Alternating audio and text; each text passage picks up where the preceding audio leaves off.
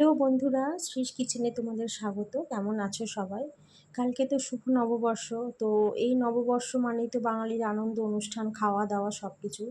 তো ভাবলাম তোমাদের সাথে চিকেনের একটা নিত্য নতুন রেসিপি শেয়ার করা যাক।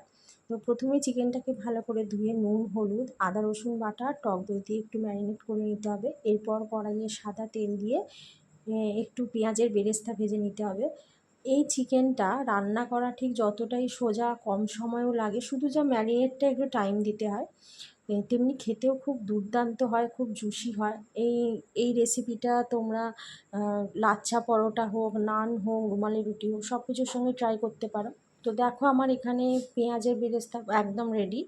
এরপর একটা পেস্ট বানিয়ে নেব, সেটা হচ্ছে পুদিনা পাতা, ধনে পাতা, কাঁচা লঙ্কা, কাজু বাদাম আর পেঁয়াজের যে বেরেস্তাটা ভেজেছি সেইটা দিয়ে ভালো করে একটা স্মুথ পেস্ট বানিয়ে নিতে হবে। এবং চিকেনটা যে নুন, হলুদ আর টক দই দিয়ে যে ম্যারিনেট করে রাখা হয়েছিল তার সাথে এই পেস্টটা মিশিয়ে ভালো করে আবার ম্যারিনেট করে প্রায় 1 থেকে 1.5 ঘন্টা চিকেনটা রেস্টে রাখতে হবে। যত বেশিক্ষণ রেস্টে রাখা যাবে তত খেতে বেশি ভালো হবে। তো তোমাদের হাতে যদি খুব বেশি সময় না থাকে, মিনিমাম আধ ঘন্টা তোমরা অ্যাটলিস্ট ম্যারিনেট করে রেখো। তো এরপর আমি কড়াইয়ে সাদা তেল দিয়ে তারপর ওই যে চিকেনটা ম্যারিনেট করে রাখা হয়েছিল ওই চিকেনটা একে একে দিয়ে দিতে হবে ওই ম্যারিনেটের মশলাটা দিয়ে এবারে একদম লো ফ্লেমে ধীরে ধীরে চিকেনটাকে কষাতে হবে। কারণ এই রান্নাটাতে কোনো রকম জলের ব্যবহার হবে না।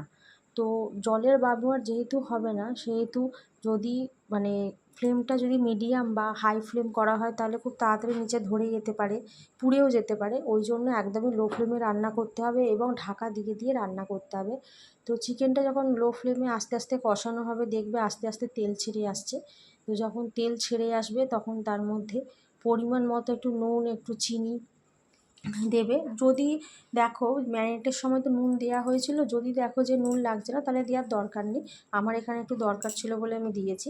এরপর এর মধ্যে কিছু গুঁড়ো মশলা অ্যাড করব, সেটা হচ্ছে ধনে গুঁড়ো, জিরে গুঁড়ো, একটু গরম মশলা গুঁড়ো দিয়ে প্রথমে একটু ভালো করে আবার কষিয়ে নেব ঢাকা চাপা দিয়ে। একটু কষাতে কষাতে যখন আবার একটু তেল ছেড়ে আসবে তখন দিতে হবে গরম মশলা, গোলমরিচ গুঁড়ো দিয়ে ভালো করে এই কষাতে কষাতেই দেখবে চিকেনটা একদম রেডি হয়ে গেছে। মানে যেহেতু জল লাগছে না, তো চিকেনটা লো ফ্লেমে একটু করে কষাতে হবে, একটু করে ঢাকা দিতে হবে। তো একদমই হরিয়ালি চিকেন বলতে গেলে প্রায় হয়ে এসেছে। তো তোমাদের কেমন লাগলো রেসিপিটা অবশ্যই জানিও এবং অবশ্যই কালকে তোমরা ট্রাই করো। তো সকলকে থ্যাংক ইউ এবং অবশ্যই আমার রেসিপিটি লাইক এবং চ্যানেলটি সাবস্ক্রাইব করো।